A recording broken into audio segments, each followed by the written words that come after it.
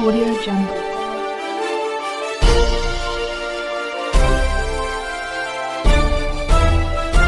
Audio Jungle.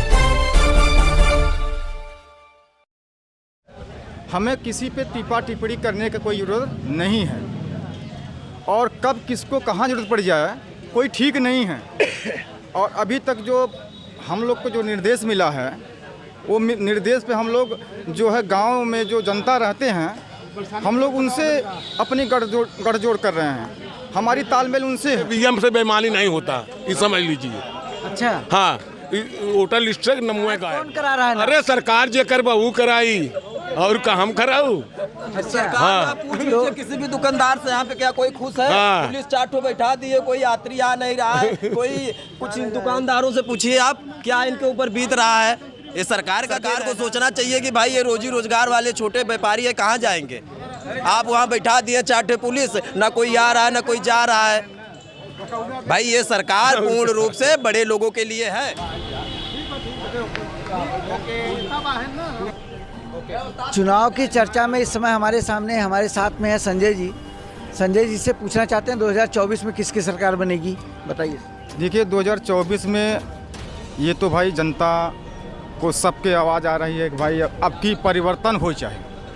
अब परिवर्तन होना चाहिए और जो शासन और ख़ास तौर से देखा जाए गठबंधन इंडिया चल रहा है तो बहुजन समाज पार्टी के मुखिया आदरणीय बहन कुमारी मायावती जी ने 15 जनवरी को अपने मुँह से कहे हैं कि देखिए चुनाव जो है सर पे आ गया है।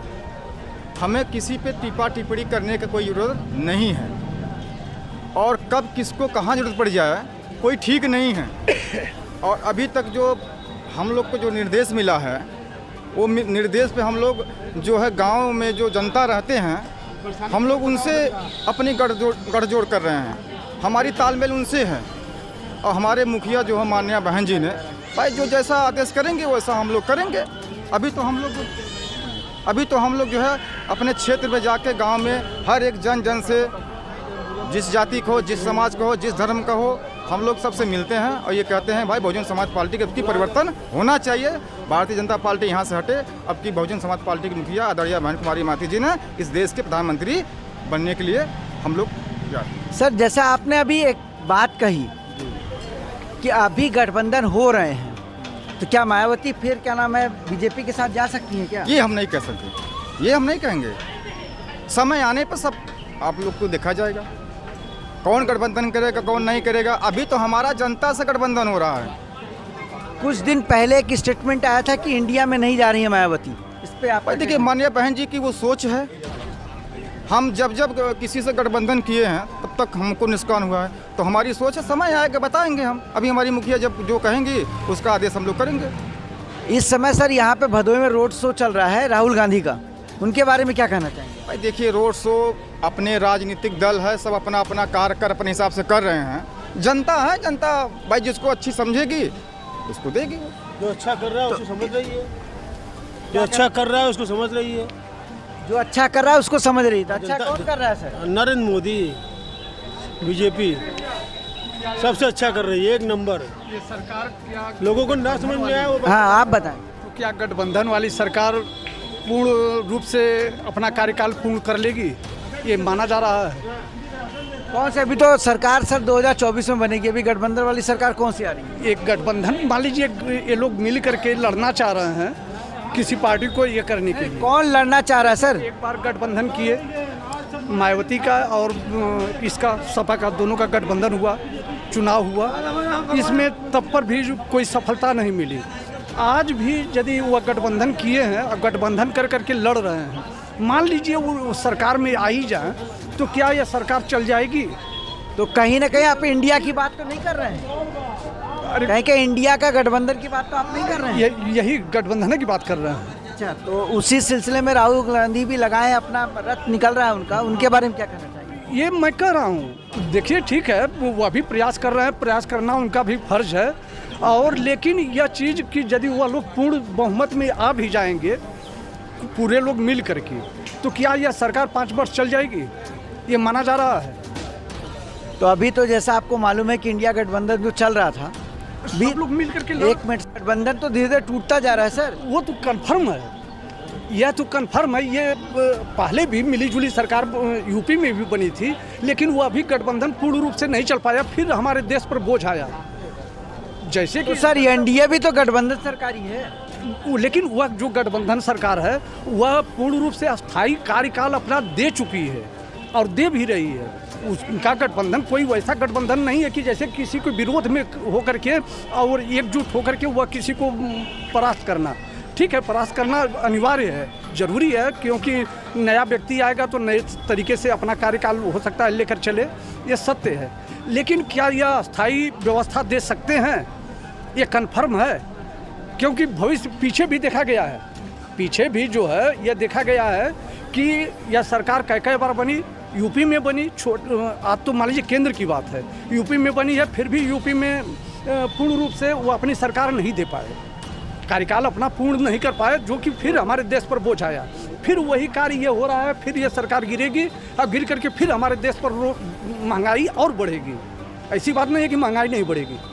तो इसके लिए अब जैसा उचित जनता समझे वैसा कार्य करें। आपके विचार से 2024 में कौन बनेगा? जिनकी पूर्ण रूप से अस्थायी सरकार बनाने की क्षमता जिनके पास हो, जिनके पास पूर्ण रूप से बहुमत। आपको किसकी क्षमता लग रही है कि इसके बारे में नहीं कर सकता, क्योंकि मैं एक अध्यापक हूँ। अध्यापक जो है किसी का व्यक्तिगत वर्णन नहीं कर सकता, लेकिन ये चीज़ है कि जनता जो है उस तरीके का कार्य करे कि ताकि वह पूर्ण रूप से सरकार बना सके और हमारे देश पर अर्थ का बोझ न आवे। आज मायावती, चाहे अखिलेश, चाहे राहुल, सब लोग मिल करके वह किसी व्यक्ति को परास्त करना चाह रहे हैं, लेकिन वह क्या राहुल पूर्ण रूप से सरकार, अस्थायी रूप से सरकार दे सकते हैं? यह है 5 वर्ष कार्यकाल। आप बताइए सर। मैं बता रहा हूँ, अभी भाई साहब बोल रहे हैं कि एक गठबंधन करके सरकार चला लेंगे। मैं इनसे पूछ रहा हूँ कि क्या माननीय नरेंद्र मोदी जी जो भारतीय जनता पार्टी की जो सरकार चल रही है बेगर गठबंधन की है? वो बेगर गठबंधन के हमको एक जवाब दीजिए। दिखा चुके हैं, क्या दिखा चुके? वो सरकार जो है दिखा चुके हैं और उनका कार्यकाल पूर्ण हो चुका है, लेकिन और शेष लोगों का कार्यकाल कभी पूर्ण नहीं हुआ है। यह देखा गया है, भविष्य भी देखिए और वर्तमान भी देखिए, क्योंकि यह सरकार पूर्ण रूप से चल नहीं सकती। मैं ये नहीं कर रहा हूँ, राहुल का भी विरोध नहीं कर सकता, अखिलेश का भी विरोध, सभी लोग वही हैं। लेकिन अभी ये चीज़ है, क्या ये अस्थाई सरकार दे सकते हैं? जब दे दें तो आज भी मैं वोट देने के लिए तैयार हूँ, लेकिन मैं यह चीज़ नहीं है कि वह नहीं दे पाएंगे और फिर हमारे देश पर बोझ आएगा और हम ही लोग प्रताड़ित होंगे। इसलिए उसका वैसा कार्य करिए जिससे कि कहीं किसी प्रकार की कोई दिक्कत ना आवे और वह अस्थायी 5 वर्ष की सरकार दे सके। बस यही चीज़ है। बोल रहे हैं जो भाई साहब बोल रहे हैं, हमें तो नहीं लगता कि इनका भी कोई अस्थायी रूप है।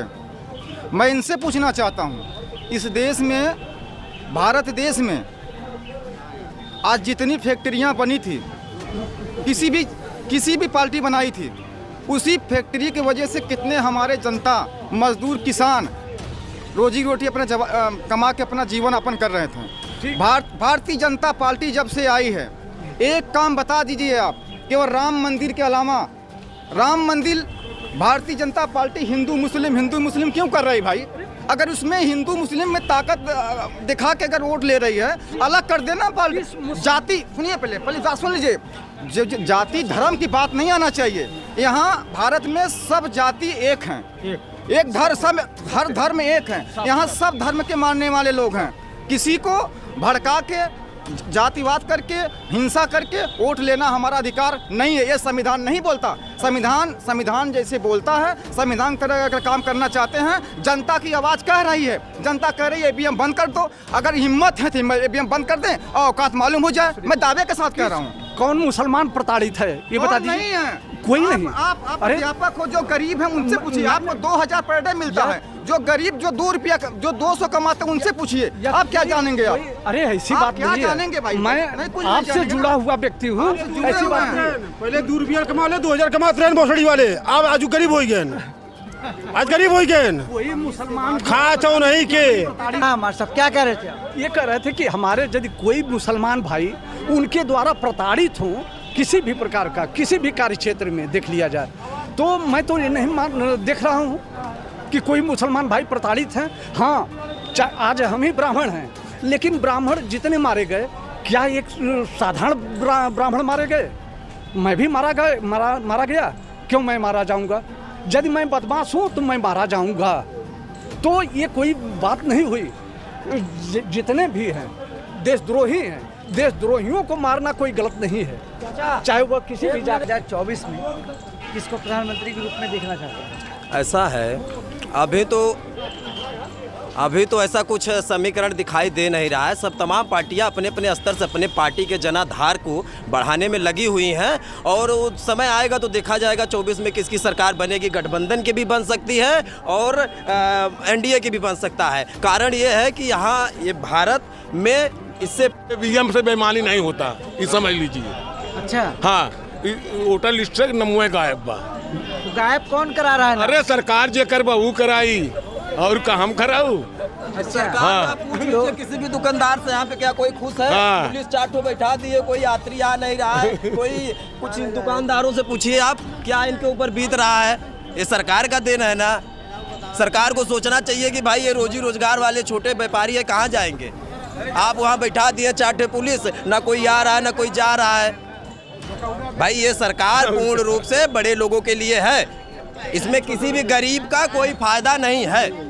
आपको अगर हकीकत देखना है, धरातल पे उतरिए, चलिए गांव में देखिए, लोग सुबह उठते हैं तो रोजी रोजगार के लिए परेशान है कि कहाँ लिबराना मिलेगा, कहाँ क्या करना है।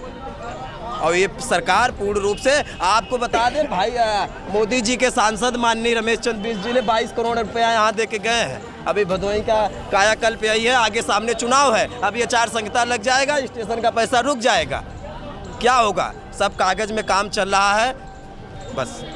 किसी की भी सरकार में स्थिति हुई है।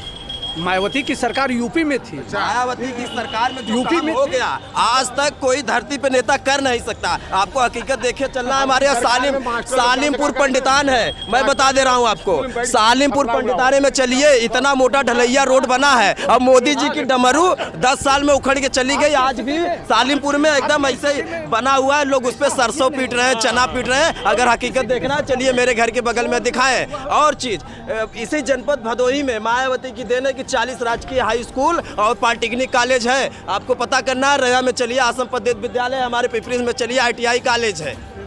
और चलिए, और आज सरकार गिना दे, 10 साल हो गई भाजपा सरकार, एक भी गिना दे कि स्कूल खोला है। इंसान के जीवन में सबसे महत्वपूर्ण चीज क्या है? शिक्षा है। अभी आप सुनिए, आपको हाथी का जवाब मैं दे रहा हूँ, हाथी का जवाब भी दे रहा हूँ।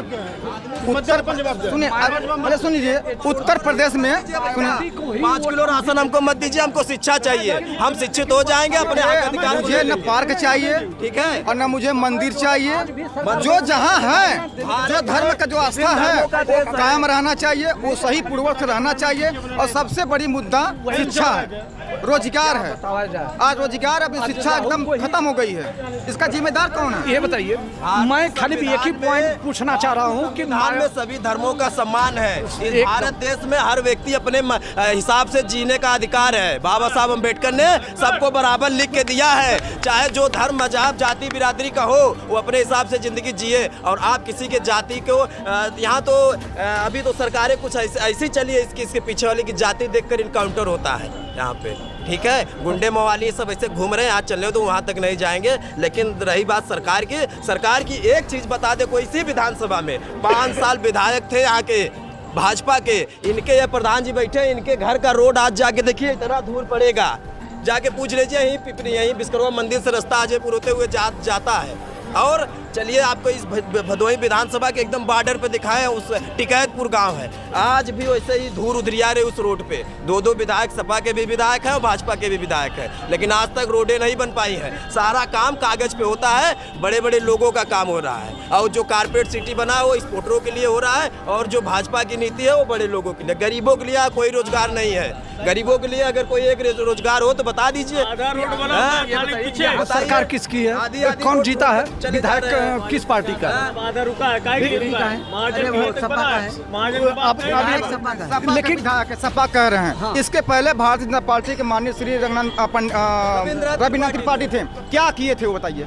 एक भी क्षेत्र मैं दावे के साथ मैं दावे के साथ कह रहा हूँ, पूरे विधानसभा के अंदर मैं कह रहा हूँ, बता दीजिए आप किसी रोड, कोई लिंक रोड बता दीजिए आप। इसके मंदिर बना वही सब पूजा पाठ करत जाए, विकास कोनो बात नहीं। भगवान का राम लला और बन गया सब चलत जाओ।